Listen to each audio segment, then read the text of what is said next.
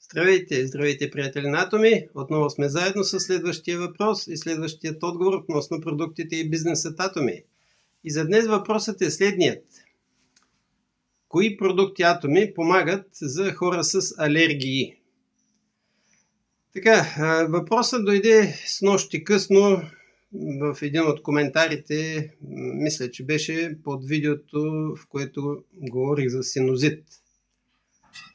Така или иначе, отговорът е съвсем прост. Аз много пъти съм го казвал. 5 базови продукта на Атоми помагат на хора с алергии. Въпросът е, че не решават проблема.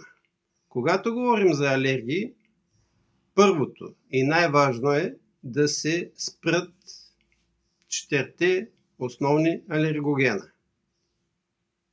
Това са захарта, житните, всичко, всъщност не житните, а зърнените.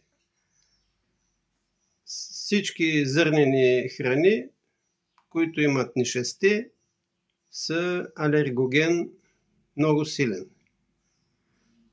Казахме захарта, зърнените, млякото и фастъците. Това са 4 най-силни алергогена. Има още доста, но трябва да слушате тялото си. Сега, при някой има значително подобрение, както при мен. Когато говорих за синузита, това е точно алергия. Оттам се получава синузита и много други такива болести са тип алергия. При мене спрях тотално млечните за 3 месеца. Вземах хемохим и пробиотици, витамин С и нещата се нормализираха и се оправиха. Но има хора, примерно, ако си алергичен към чушки, просто няма да ядеш чушки никога. Слушайте тялото си, то ви дава сигнали, че това не му понася. Но генерално, спирайки тези 4 базови, основни алергогена, захарта, зърнените, млякото и фастъците, ще има подобрение. И вземайки 5 базови на Атоми, укрепвайки имунната система и цялостната кондиция на организма, на тялото, има значително подобрение. Както при много хора. Има много свидетелства на хора с различни типове алергия. Но това е. По-важно е какво не трябва да се взема, отколкото какво трябва да се взема. Но ако ги вземате, резултатът е значителен. Да ги повторим още един път. 5 базови. На първо място и най-важният продукт е хемохим. Хемохим по тези 2 функции, които има. Първата и по-важна всъщност е хематопоеза. Това е активиране на клетките майки да произвеждат нова кръв. Много хора наблягат на имунната функция. Но по-важната е тази. Защо?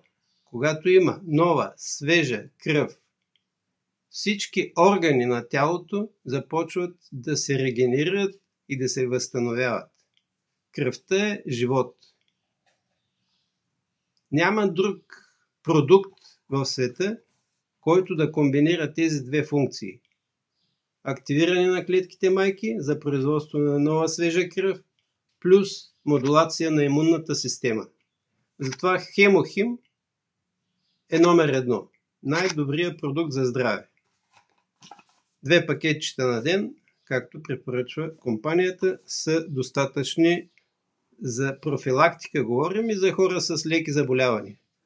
Когато става дума за рак и тежки заболявания от този тип, дозата трябва да се увеличи.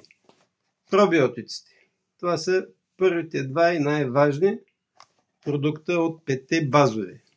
Защото всичко започва от стомаха, стомашната микрофлора. Омега-3. 2 капсули омега-3 Вземат се заедно, не по-отделно, с храна. Родиола Milk Thistle за добрата функция на черния дроб. Също 2 капсули на ден, по-отделно, една на обед, една вечер. И витамин С. Едно пакетче витамин С на ден, сутрин на гладно. Това е начина, по който аз ги вземам. Аз вземам и други. Сега, чая Pure също помага, но 5 базови, ако не искате да вземате повече от тях, ще ви помогнат за борбата с алергиите. Това е относно този въпрос. Идва от един нов член на групата Приятели на Атоми. Аз съм говорил в други видеота преди това. Много пъти съм говорил за алергиите. Като цяло това е важната информация, която хората трябва да знаят. Не подценявайте тези 4 алергогена и ги изключете от диетата си. Мляко, захар, житни, зърнени и фастъци. Като цяло, много от ядките събуждат алергични реакции, затова по-малко, но фастъците са най-силният алергоген от всички ядки. Така че, когато говорим за бадеми, лешници, орехи, говорим за една шепа. Ако ядете по един пакет 200 грама на ден, също ще предизвикате алергия. Така че и хубавите неща с умереност трябва да се вземат. Това е за днес, приятели. Не забравяйте да си вземате хемохима, както аз го правя всеки ден. И до следващия път. Ако имате въпроси, задавайте на коментарите. Хубава неделя на всички. Чао!